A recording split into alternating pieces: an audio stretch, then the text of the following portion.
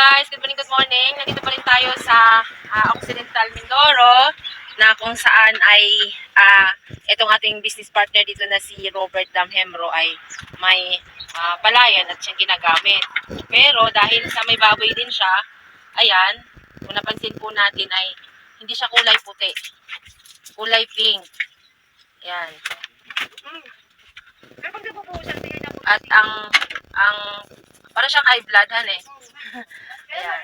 So dito po sa lugar na ito, tama ba partner, sa lugar na ito yung pangbaboy mga nagkakasakit na? Lilipin na Oo, yung mga kapitbahay mo wala ng mga baboy.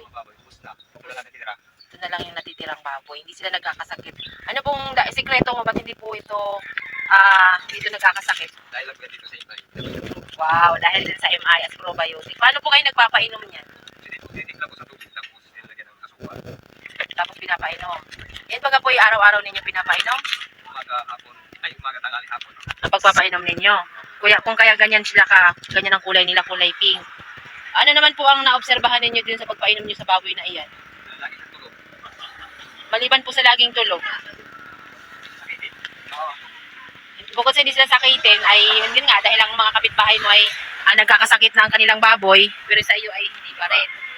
Ay maliban doon, kamusta naman yung amoy? Wala akong amoy. Ginamitan ito. Yan, Hindi dito. tulad nung walang ganito, maamoy siya. Itong may gantong ginagamit. Hindi na sila Saka nagkakasakit. yung walang langaw. Tulad dito wala. Tama, wala siyang amoy. So yun guys, gaano ka-importante ang probiotic sa baboy? So unang-una, syempre pag alagang baboy, medyo mabaho yan, medyo may magkakaroon ka ng kaaway sa kapitbahay. Pero guys, pag naka-probiotic po tayo, wala pong amoy yan, as in zero odor. At base sa statement po ni partner Robert ay humihilig yung baboy nila. So ito yon, no? Kapag nakapag-probiotic tayo, ang baboy ay pagkakain, matutulog muna siya bago magdumi. Like halimbawa, pinakain mo ng umaga, so matutulog muna sila, pagkatanghali pa po sila bago magdumi. No? So ang nangyayari guys, nagkaroon po ng magandang pag-digest. Yung digestive system po ng alaga nating hayop ay naging maganda. Kaya lahat ng pagkain na binigay natin, napapakinabangan niya yung nutrients. Kung kaya malayo siya sa sakit, malayo siya sa karamdaman.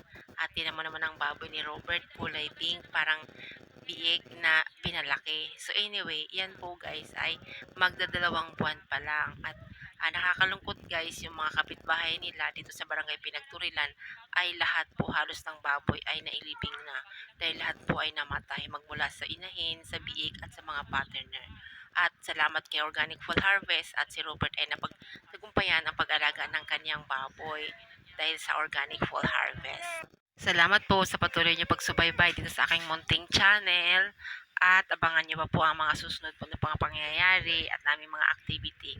That's it for now guys. Follow for more.